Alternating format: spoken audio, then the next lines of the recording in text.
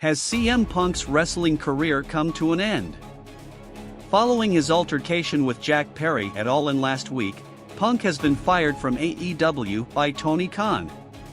Punk returned to AEW on the premiere episode of Collision on June 17 after being absent for 9 months due to being suspended for getting into an altercation with the Elite following All Out on September 4 of last year.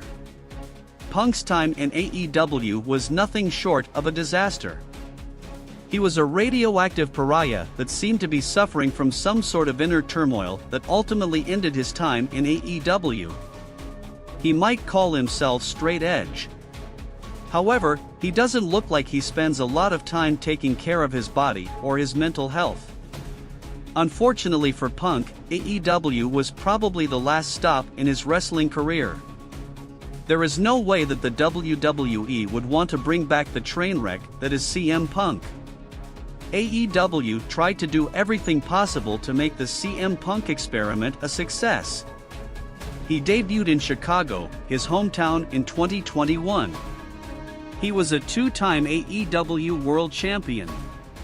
All Out took place in Chicago last year, and is in Chicago again this year. The premiere show of AEW Collision also took place in Chicago, where CM Punk made his return. He hasn't been on Dynamite since his altercation with the Elite last year, in order to keep tensions as low as possible. Unfortunately, none of Tony Khan's efforts to protect Punk from himself were successful. Thus, Punk has effectively been forced into retirement.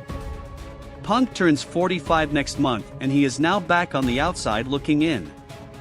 I hope he saved up enough money and properly invested it, because his days as a wrestler headlining major promotions is over. It's one thing if a wrestler has substance abuse issues or other personal problems.